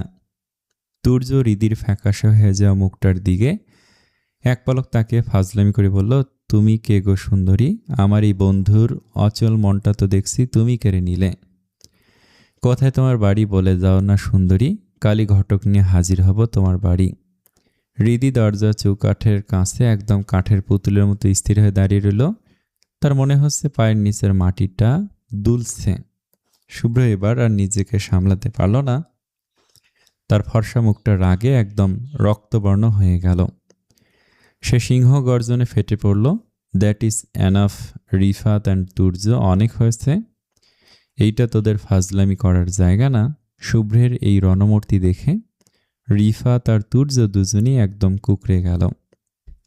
তাদের মুখে আর কোনো রাগ কাড়ল না। রিদি ভয়ে একদম কেঁপে উঠল। শুভ্র এবার রিদির দিকে তপ্ত চোখে তাকিয়ে অত্যন্ত কর্কশ গলায় চিৎকার করে বলল, আর তুই এখানে দাঁড়িয়ে আছিস? কি দেখছিস? তামাশা দেখছিস? বের হ রুম থেকে। Get out of my room right now. শুভ্রের কর্কশ কণ্ঠস্বরে ধমকে ভয়ে রিদি একছুটে রুম থেকে বেরিয়ে গেল। রিদি বেরিয়ে যেতেই তুর্য শুভ্রের সেই অগ্নিশর্ম মুখের দিকে তাকিয়ে কিছুটা ভড়কে গেল। তবু পরিবেশ হালকা করতে টিপ্পনি কেটে বলল, রিল্যাক্স শুভ্র, তুই যেভাবে ধমক দিলি মেয়েটাকে, অত ভয় একদম কুকড়ে গেছে। না মানে আমাদের ধমক দিয়েছিস, আমরা বড় মানুষ, হজম করে নিয়েছি, কিন্তু মেয়েটা তো পিচ্ছি। ওইটুকুনি মেয়ে তোর এই সিংহ গর্জন কিভাবে সামলাবে? এখন গিয়ে দেখ, আন্টির আসল ধরে ফুপিয়ে ফুপিয়ে তোর নামে নির্ঘাত নালিশ দিচ্ছে। শুভ্র ভাই আমাকে ধমক দিয়েছে। শুভ্র আয়নার সামনে দাঁড়িয়ে ধীর স্থিরভাবে হাতের ঘড়িটার কবজিতে পড়তে পড়তে শান্ত অথচ তীক্ষ্ণ গলায় বলল, তোদের মতো থার্ড ক্লাস না ও। রিদিকে আমি যতটুকু চিনি ও ভীষণ শান্তশিষ্ট একটা মেয়ে। আর ওকে কি আমি আজই প্রথম ধমক দিয়েছি নাকি? মেয়েটা যখন থেকে নাকে নোলক পড়া শুরু করেছে তখন থেকে আমার ধমক খেয়ে বড় হচ্ছে। কোনোদিন কারো কাছে আমার নামে বিচার দেয়নি, আর এখন তো অনেকটাই বড় হয়েছে, এখন বিচার দিতে যাবে কোন দুঃখে? তোদের মতো গর্দপ মার্কা বন্ধু যে কেন শুধু আমার কপালে জুটল কে জানে। তুর্য আর রিফাত পাল্টা কিছু বলার জন্য মুখ খুলতে যাবে, তার আগে শুভ্র গট গট করে রুম থেকে বেরিয়ে যেতে যেতে শ্লেষ মিশিয়ে বলল, I am going down, if you guys want to come that join me. তোর আসতে না চাইলে রুমে বসে মেডিটেশন কর।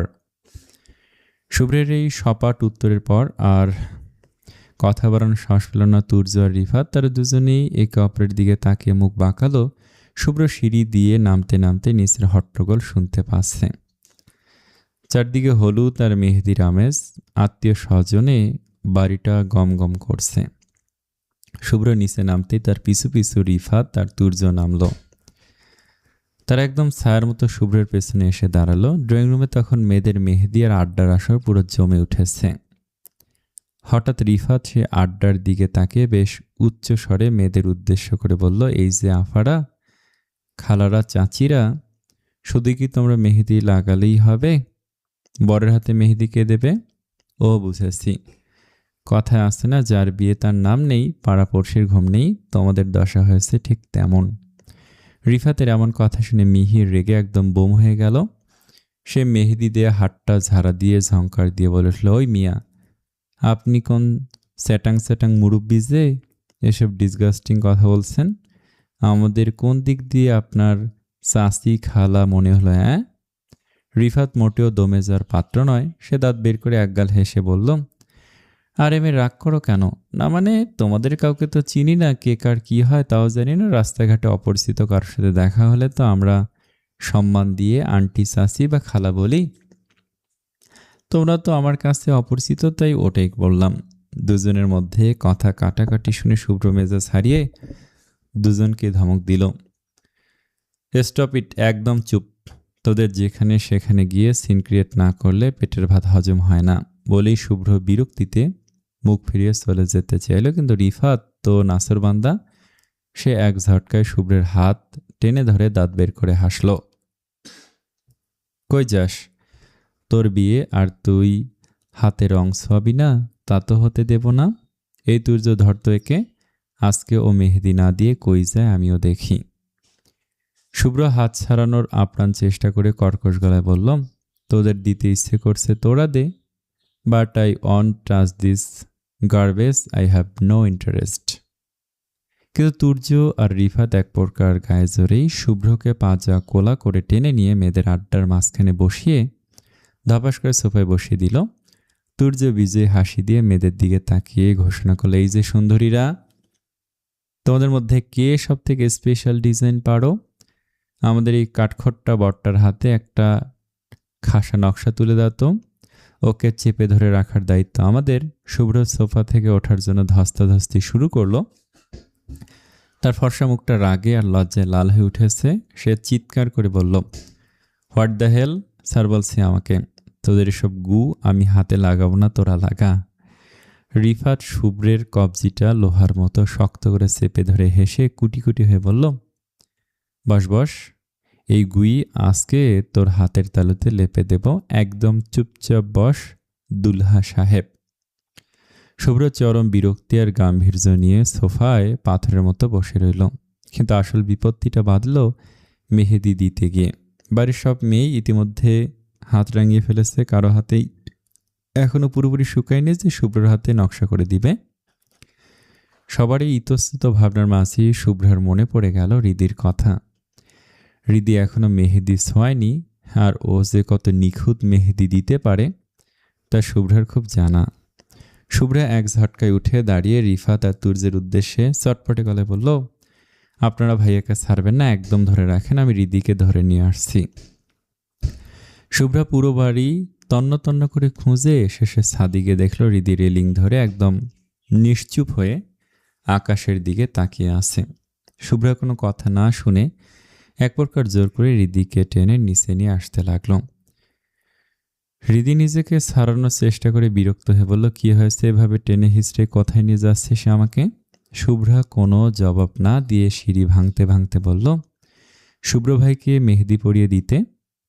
আমাদের সবার হাতে মেহেদি, হাত খালি নেই যে ভাইয়াকে পরিয়ে দেব। তুই দিসনি, তাই আগে ভাইয়াকে পরিয়ে দিয়ে তারপর তুইও পরে নিস। শুভ্র নামটা শোনা মাত্র হৃদির কলিজাটা যেন মোচড় দিয়ে উঠল। বুকের ভেতর সেই হার্টবিট আবার ড্রাম বাজানো শুরু করেছে। যে মানুষটার সামনে গেলেই সে ভয়ে কাঠ হয়ে যায়, আজ তার হাতের ওপর হাত রেখে সে মেহেদি পরিয়ে দেবে, ভাবতে হৃদির হাত পা বরফের মতো ঠান্ডা হয়ে আসছে। সে শুভ্রাকে মানা করার জন্য কিছু একটা বলতে চাইলে, কিন্তু শুভ্রা তখন পুরো অ্যাকশন মুডে সে এক টানে রিদিকে ভিড়ের মাঝখানে দিয়ে নিয়ে গিয়ে সরাসরি শুভ্রের ঠিক সামনের টুলে বসিয়ে দিয়ে হুকুমের সুরে বলল, একদম চুপচাপ, কোনো কথা না বলে ভাইয়ের হাতে একটা সুন্দর ডিজাইন করে দে। হৃদি ভয়ে কাঁপতে কাঁপতে মাথা নিচু করল।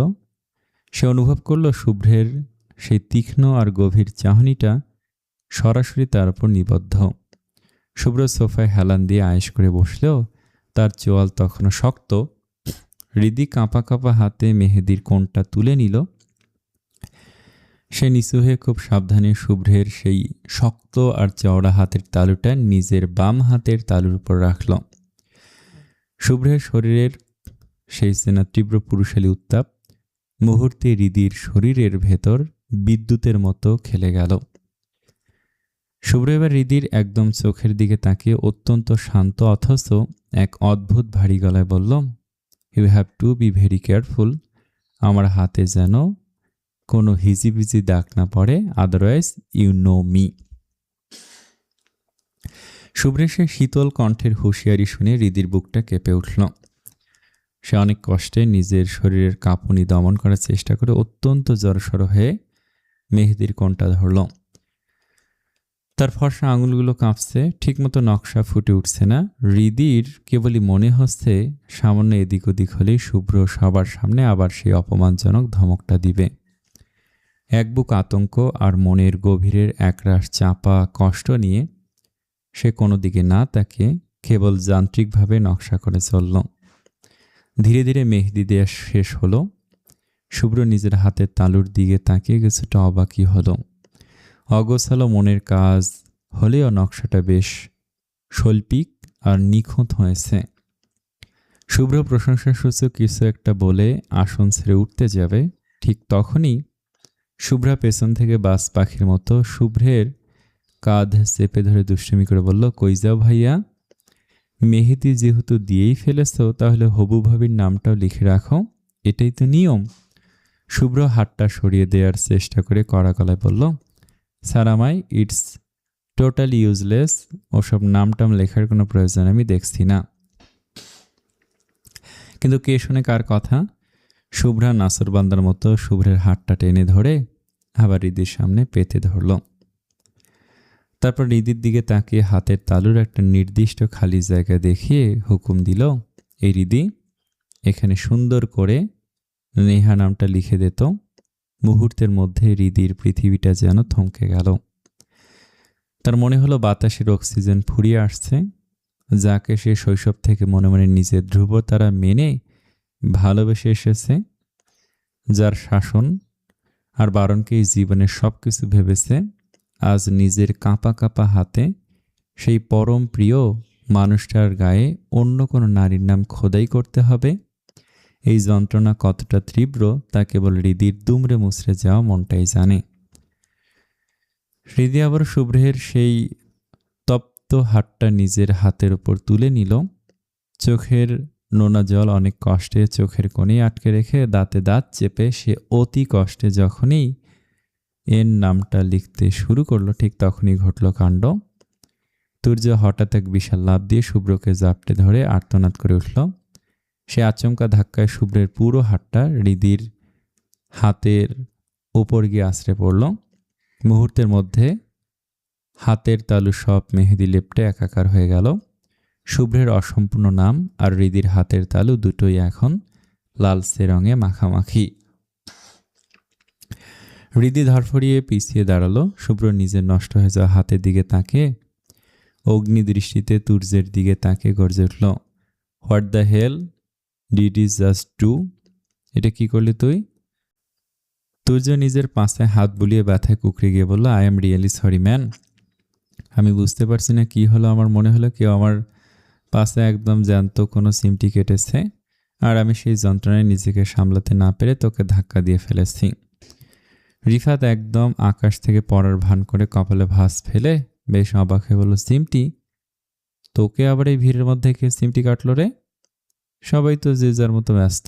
তুর্য চোরের মতো আশেপাশে তাকাতে তাকাতে আর নিজের পাজা ঘষতে ঘষতে বলল, সেটাই তো বুঝতে পারছি না কে কাটলো। কিন্তু আমি একদম হলপ করে বলতে পারি কেউ আমাকে জ্যান্ত একটা চিমটি কেটেছে, আমার পাজায় এখনো মনে হচ্ছে আগুন জ্বলছে। পাশ থেকে পাখি বড় বড় চোখ করে তুর্যের দিকে তাকিয়ে বলল, কিন্তু আমরা তো কেউ আপনার ধারের কাছেও যাইনি। তাহলে হঠাৎ আপনাকে চিমটি মারার শখ কার জাগবে? এই ভর দুপুরে আপনার ওপর জিন পড়ে আসর করলো নাকি? শুভ্র আর এক মুহূর্ত সেখানে দাঁড়িয়ে না থাকার ধৈর্য বজায় রাখতে পারল না।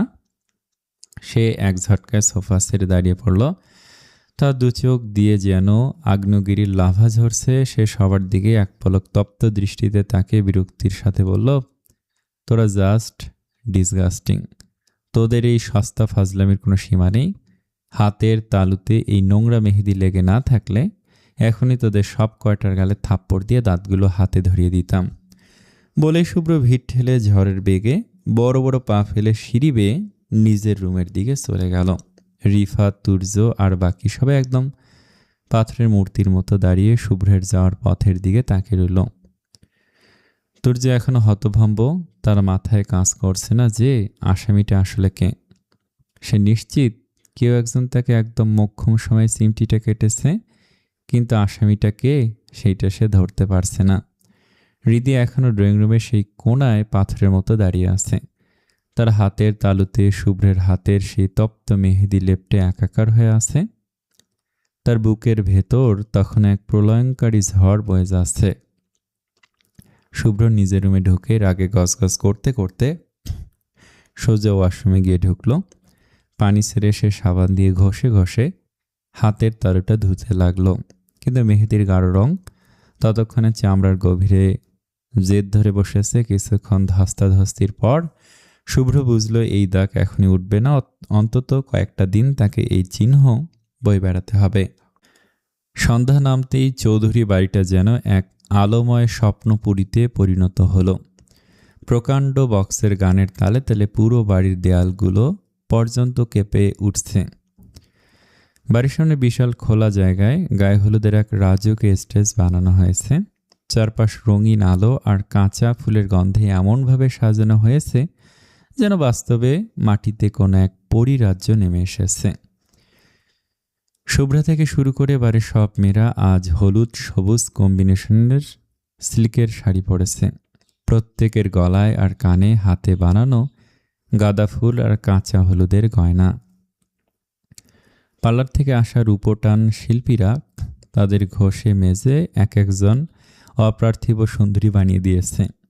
পুরো বাড়িতে হাসির রোল, আনন্দের হিল্লোল। কিন্তু এই মহা উৎসবের মাঝেও একজন নিজেকে একদম আড়ালে করে রেখেছে, সে হৃদি। সবাই রঙের উৎসবে মেতেছে, হৃদি তার ঘর অন্ধকার করে জানালার পাশে দাঁড়িয়ে আছে। সে সাজেনি। গায়ে হলুদের ওই উজ্জ্বল হলুদ রংটা পরার সাহস তার হয়নি। সে শরীরে জড়িয়েছে এক গাঢ় নেভি ব্লু রঙের সাধারণ গাউনে। চুলে কোনো ফুলের মালা নেই, মুখে নেই কোনো প্রসাধনীর ছোঁয়া। নিজেকে যতটুকু সম্ভব সাদাসিধাভাবে গুছিয়ে নিয়েছে সে। সাজবে কি করে? হৃদি তো এই বাড়ির সেই অভাগা মেয়ে যে ছোটবেলা থেকে তিল তিল করে যাকে ভালোবেসে নিজের অস্তিত্বে গেঁথেছে, আজ তারই বিয়ের দাওয়াত খেতে হচ্ছে তাকে। কাল সকালে এই একই মানুষের পাশে সে অন্য এক নারীকে আসীন দেখবে। অন্য কারো হাতের ওপর হাত রেখে শুভ্র বলবে কবুল। খোদা, এই দৃশ্য কল্পনা করাটাও যে কতটা যন্ত্রণার তা হৃদির বুকের ভেতর ধকধক করতে থাকা কলিজাটা প্রতি মুহূর্তে জানান দিচ্ছে। শুভ্রা হৃদিকে কোথাও না পেয়ে হন্তদন্ত হয়ে তার রুমের সামনে এসে দাঁড়ালো। দরজার ফাঁক দিয়ে তাকিয়ে দেখল ভেতরটা একদম ঘুটঘুটে অন্ধকার। উৎসবের বাড়ির এত আলো যেন এই একটি দরজায় এসেই থমকে গেছে। শুভ্র অবাক হয়ে তড়িঘড়ি করে রুমে এসে রুমের লাইট অন করে দিল। হঠাৎ আলোর ঝলকানিতে হৃদি চোখ দুটো ছোট করে ফেলল। সামনে শুভ্রাকে দেখে সে বেশ চমকে উঠল। শুভ্রা হৃদির এই হতশ্রী দশা দেখে কোমরে হাত দিয়ে শাসন করার ভঙ্গিতে বলল, তুই এখনো এভাবে মূর্তির মতো দাঁড়িয়ে আছিস? নিচে সব শুরু হয়ে গেছে, তুই কি রেডি হবি না? হৃদি নিজের ভেতরের হাহাকারটুকু আড়াল করতে একটা ম্লান হাসি ঠোঁটে ঝুলিয়ে শুভ্রাকে ভালো করে দেখল। শুভ্রার হলুদ সবুজ শাড়ি আর ফুলের গয়নায় তাকে ভীষণ স্নিগ্ধ লাগছে। রিধি দীর্ঘশ্বাস চেপে বলল, আমি তো রেডি হয়েছি রে, তোকে কিন্তু আজ অনেক সুন্দর লাগছে। শুভ্রা যেন নিজের কানকে বিশ্বাস করতে পারল না। সে নিজের চোখ দুটো বড় বড় করে রিদিকে আপাদমস্তক পর্যবেক্ষণ করে প্রায় চেঁচিয়ে উঠল, রেডি হয়েছিস মানে? তোর কি মাথা সত্যি পাগল হয়ে গেছে? এই গায়ে হলুদে কে এমন ম্যারম্যারে নেভি ব্লু গাউন পরে? পাগল নাকি তুই? রিদি নিজেকে শান্ত রেখে খুব নিচু গলায় বলল, আরে না, আসলে আজ আমার কেন জানি একদম সাজতে ইচ্ছে করছে না, তাই ভাবলাম ভাই সাদা সিধাভাবে চলে যাই। শুভ্রা কোনো অজুহাত শোনার পাত্রী নয়। সে ঝড়ের বেগে এগিয়ে এসে রিদির হাত খপ করে ধরে ফেলল, জেদি গলায় বলল, আমরা পরমু শাড়ি আর তুই পরবি গাউন? তা আমরা কিছুতে হতে দিব না। আমরা যেহেতু শাড়ি পরেছি, তোকেও শাড়ি পরতে হবে, এইটাই ফাইনাল কথা। রিদি কিছু একটা বলে নিজেকে বাঁচানোর চেষ্টা করতে লাগলো, কিন্তু তার আগেই শুভ্রা তাকে হ্যাঁচকা টানে রুম থেকে বের করে করিডোরে এসে চিল্লিয়ে চিল্লিয়ে মিহি আর পাখিদের ডাক দিল। রিদির ওই সাদামাটা রূপ দেখে মিহি আর পাখিও যেন ক্ষিপ্ত হয়ে উঠল। তারা সবাই মিলে রিদিকে ঘিরে ধরল। রিদি বারবার বলছে যে সে শাড়ি পরবে না, কিন্তু কে শোনে কার কথা? তারা জোর করে টেনে হিঁচড়েই রিদিকে সাজানো রুমে নিয়ে গেল। আসলে মুহূর্তটা এমনই, যখন কাজিনরা সবাই নানি বাড়ি এক হয়, তখন কে কি পরবে আর কে সাজবে না তাকে জোর করে সাজিয়ে নিজের মতো করে তোলাটাই তো কাজিনদের আসল পরিচয়। রিদিকে এক প্রকার জোর জবরদস্তি করে সবাই মিলে শাড়ি পরিয়ে দিল। অনেক যত্ন করে তারা রিদির অগোছালো রূপটাকে নিখুঁতভাবে সাজালো। রিদির সারা শরীর তাজা গাঁদা আর গোলাপ ফুলের গয়নায় একদম মুড়ে দেয়া হলো। পার্লারের মহিলা যখন গাঢ় মেকআপ করতে চাইলেন, রিদি চোখ ভর্তি জল নিয়ে মিনতি করল যেন তাকে বেশি গর্জিয়াস সাজানো না হয়। রিদির করুণ মুখ দেখে আর্টিস্ট খুব হালকা সাজের এক মায়াবী ছোঁয়া দিলেন তার মুখে। চুলগুলো ব্রাশ করে আলগাভাবে ফুলিয়ে তুলে গাঁদা আর গোলাপ ফুলের মাঝখানে 3 পরতের একটা টিকলি বসিয়ে দিলেন। সবটুকু সাজ শেষ হওয়ার পর যখন রিদি সবার সামনে দাঁড়ালো, সেখানে উপস্থিত প্রতিটি মানুষ জাস্ট হাঁ হয়ে গেল। সাদা ধবধবে ফর্সা শরীরে সবুজ পাড়ের গাঢ় হলুদ শাড়ি, তাতে লাল তাজা গোলাপ আর গাঁদা ফুলের মালায় রিদিকে যেন স্বর্গের কোনো এক চ্যুত অপ্সরা মনে হচ্ছে। তার মায়াবী চোখের বিষণ্ণতা সেই রূপকে যেন আরও অপার্থিব করে তুলেছে। শুভ্রা তো উত্তেজনে চিৎকার করে উঠল, ওয়াও রিদি, আমি জাস্ট হয়ে গেছি। আজ তোর উপর থেকে আমি চোখ ফেরাতে পারছি না, বিশ্বাস কর। যদি আমি ছেলে হইতাম তবে এখনই তোরে কাজী ডেকে নিয়ে বিয়ে করে ফেলতাম। শুভ্রার এমন সরাসরি প্রশংসায় রিদি লজ্জায় আর অস্বস্তিতে নুয়ে পড়ল। জীবনে এই প্রথম সে শাড়ি পরল। এর আগে কখনো তার এই অঙ্গে শাড়ি ওঠেনি। রিদি ম্লান চোখে আয়নার সামনে গিয়ে দাঁড়ালো, দেখলো আয়নায় এক অচেনা রাজকন্যা তার দিকে তাকিয়ে আছে। সুন্দর, সত্যি অনেক সুন্দর লাগছে তাকে। কিন্তু এই সৌন্দর্য রিদির চোখে ধরা পড়ছে না। পড়বেই বা কি করে? যার আত্মার ভেতরটা পুড়ে ছাই হয়ে গেছে, তার কাছে বাইরের এই উজ্জ্বল রঙগুলো আজ বড্ড বেশি বেমানান। এই অপরূপ সাজ তার কাছে আজ নীল বিষের মতো মনে হচ্ছে। রিদিকে মাঝখানে রেখে পাহারা দেওয়ার মতো করে শুভ্রা, মিহি আর পাখি বাইরে নিয়ে আসলো। বাইরে পা রাখতেই উৎসবের চড়া আলোয় রিদি যেন আরও বেশি ফুটে উঠল। সেখানে উপস্থিত অনেক ছেলের চোখ মুহূর্তে স্থির হলো, আটকে গেল রিদির ওপর। তারা মুগ্ধ হয়ে রিদিকে দেখছে আর একে অপরের কানে কানে কি যেন বলছে। রিদির প্রতিটা পদক্ষেপ যেন তাদের হৃদস্পন্দন বাড়িয়ে দিচ্ছে। শুভ্রা আর বাকিরা সবাই তখন সেলফি তোলা আর হাসিটা ঠাট্টায় ভীষণ ব্যস্ত। কিন্তু রিদির কাছে এই অচেনা ছেলেদের লুলুপো চাহনিগুলো তীরের মতো বিচ্ছে। সে ভীষণ অস্বস্তি আর বিরক্তি অনুভব করতে লাগলো। এক মুহূর্ত সেখানে আর থাকা তার কাছে অসহ্য হয়ে উঠল। সে কোনো কথা না বলে তাড়াতাড়ি বড় বড় পা ফেলে ভিড় ঠেলে বাড়ির ভেতরে ঢুকে পড়ল। রিদিকে দেখে সাহেরা চৌধুরী মুগ্ধ চোখে চেয়ে রইলেন। তার চোখে মুখে একরাশ মমতা ঝরে পড়ল। তিনি আলতো করে রিদির চিবুক ছুঁয়ে বললেন, বাহ, আমার রিদিমাকে তো আজ বড্ড সুন্দর লাগছে, একদম পরীর মতো লাগছে রে। রিদি ম্লান মুখে এক চিলতি হাসি ফুটিয়ে তুলল। ঠিক তখনই সোহান চৌধুরী বেশ তাগাদা দিয়ে ড্রয়িং রুমে ঢুকলেন। তার চোখে মুখে কিছুটা অস্থিরতা। তিনি ঘড়ির দিকে তাকিয়ে সাহেরা চৌধুরীকে বললেন, কি গো সাহেরা, শুভ্র কই? নেহাদের বাড়ি থেকে তো মেহমানরা চলে আসলো, তোমার ছেলের কি এখনো রুম থেকে বের হওয়ার সময় হয়নি? ওরা ওকে নিচে আসতে বলো। সাহেরা চৌধুরী কপালে হাত দিয়ে আটকে উঠলেন। ব্যস্ত গলায় বললেন, ওমা, তাই তো, আমিও না, ছেলেটা আমার একটু আগেই কফি চেয়েছিল, আমি মেহমান সামলাতে গিয়ে একদম ভুলে গিয়েছিলাম, ও তো না পেলে রেগে আগুন হয়ে যাবে। বলে তিনি পাশে দাঁড়িয়ে থাকা রিদির দিকে ফিরলেন। এক প্রকার অনুরোধের সুরে বললেন, রিদি, তুই একটু যা তো মা, গিয়ে তোর ভাইয়াকে ডাক দিয়ে নিচে নিয়ে আয়, আমি চট করে কফিটা বানিয়ে দেই। ছেলেটা আমার কফি না পেয়ে এতক্ষণে বোধহয় রাগে বোম হয়ে আছে। সাহেরা চৌধুরী আর উত্তরের অপেক্ষা করলেন না, এক প্রকার দৌড়েই রান্নাঘরের দিকে চলে গেলেন। হৃদির বুকের ভেতরটা তখন তীব্র এক অজানা আশঙ্কায় ধরফর করতে শুরু করেছে। প্রথমবার শাড়ি পরা, তার উপর এমন সাজ, এই অবস্থায় শুভ্রের সামনে যাবে, সে তো লজ্জা একদম কুকড়ে যাবে। কিন্তু সাহেরা চৌধুরী কথা সে কোনোদিন অমান্য করেনি, তাই বুক ভরে একটা দীর্ঘশ্বাস নিয়ে সে খুব ধীর পায়ে সিঁড়ি ভেঙে উপরে উঠতে শুরু করল। শুভ্রের রুমের দরজার সামনে আসতে রিদির পা দুটো থরথর করে কাঁপতে লাগলো।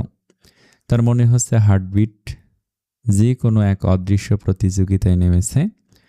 রিদি কাঁপা কাঁপা হাত দিয়ে দরজায় সামান্য একটু ধাক্কা দিতেই সেটা ক্যাঁচ ক্যাঁচ শব্দ করে খুলে গেল। দরজাটা আটকানো ছিল না, শুধু ভিড়ানো ছিল। রিদি অতি সন্তর্পণে চোরের মতো পা ফেলে রুমে প্রবেশ করলো। রুমের পরিবেশটা একদম নিস্তব্ধ, গভীর, ঠিক শুভ্রের ব্যক্তিত্বের মতো, কিন্তু শুভ্রকে কোথাও দেখা যাচ্ছে না। রিদি সারা ঘরে চোখ বুলালো, কোথাও কেউ নেই। হঠাৎ রিদি ভাবল শুভ্র হয়তো ব্যালকনিতে দাঁড়িয়ে আছে। সে পা বাড়াতে যাবে, ঠিক তখনই বিছানার এক কোণায় পড়ে থাকা শুভ্রের ফোনটা গান গেয়ে উঠল। সেই নিস্তব্ধ ঘরে ফোনের রিংটনটা যেন বোমার মতো ফাটল। রিদির কলিজাটা একবার ধক করে উঠল। সে হকচকিয়ে ফোনের দিকে তাকালো। ডিসপ্লেতে কারো নাম ভাসছে আর ফোনের রিংটনে ইমরানের সেই মায়াবী গানটা বাজছে, তোকে প্রাণের চেয়ে বড় বেশি ভালোবাসি। রিদি ফোনের স্ক্রিনের দিকে তাকিয়ে যেন এক জীবন্ত পাথরে পরিণত হলো। শুভ্রের মতো একজন কাঠখোট্টা গম্ভীর মানুষের ফোনে এমন রোমান্টিক রিংটন, রিদি যেন নিজের কানকে বিশ্বাস করতে পারছে না। ইমরানের দরাজ গলায় এই সুরটা পুরো রুমে গমগম করছে, তোকে প্রাণের চেয়ে বড় বেশি ভালোবাসি। রিদির মনে হচ্ছে এই গানের প্রতিটি কথা যেন শুভ্র স্বয়ং তার কানের কাছে এসে বলছে। সে মন্ত্রমুগ্ধের মতো দাঁড়িয়ে সেই গানের রেশটুকু অনুভব করতে লাগলো। রিদি যেন এই রোমান্টিক গানের আবেশে মোহগ্রস্ত হয়ে এক মুহূর্তের জন্য সব ভুলে গেল। কিন্তু সেই ঘোর বেশিক্ষণ স্থায়ী হলো না। হঠাৎ করে ভারী আর গম্ভীর পায়ের আওয়াজে পুরো ঘরটা যেন থমকে গেল। সেই চেনা অথচ গম্ভীর পদশব্দটা কানে পৌঁছাতে রিদির শরীরের ভেতর দিয়ে এক হিমশীতল স্রোত বয়ে গেল। রিদি খুব ধীরে ধীরে তার ঘাড় ঘুরিয়ে দরজার দিকে তাকালো। আর তাকানো মাত্রই তার আত্মাটা এক পলকে স্যাত করে উঠল। মুহূর্তেই মনে হলো বড় বড় বক্সগুলো বুঝি আর বাঁচছে না, ওগুলো এখন সরাসরি রিদির বুকের ভেতর আছড়ে পড়ছে। বুকের ধরফরানিটা এতই তীব্র আর উচ্চ শব্দে হচ্ছে যে রিদির মনে হচ্ছে সামনে দাঁড়িয়ে থাকা মানুষটা বোধহয় তার হৃৎপিণ্ডের প্রতিটি কম্পন স্পষ্ট শুনতে পাচ্ছে। হৃদি পাথরের মতো স্থির হয়ে দাঁড়িয়ে রইল। তার চোখের মনি কাঁপছে, ঠোঁট দুটো ভয়ে আর বিস্ময়ে সামান্য ফাঁক হয়ে গেছে। সামনে দাঁড়িয়ে থাকা ওই মানুষটার তীক্ষ্ণ চোখের দৃষ্টি যেন হৃদির অস্তিত্বকে ভেদ করে চলে যাচ্ছে। এই মানুষটি সামনে আসলেই যেন তার আগমনে হৃদির সারা পৃথিবীটা ওলটপালট হয়ে যায়। দরজায় হেলান দিয়ে দুই হাত বুকের ওপর ভাঁজ করে পাথরের মূর্তির মতো দাঁড়িয়ে আছে শুভ্র। তার তীক্ষ্ণ দৃষ্টি সামনে দাঁড়িয়ে থাকা অপ্সরার দিকে। হৃদি শুভ্রকে দেখা মাত্রই তড়িৎ বেগে নিজের মাথা নিচু করে ফেলল। শুভ্রের সেই গভীর চাহনি হৃদির সারা বুকে যেন প্রলয়ঙ্কারী সমুদ্রের ঢেউ উতাল পাতাল করে দিল। হৃদি নিজের অস্তিত্বকে ছোট করে নিতে চাইল। সে অনেক কষ্টে নিজের ভেতরে জমে থাকা সবটুকু সাহস জড়ো করে শুভ্র রুমের মাঝখানে এসে দাঁড়াল।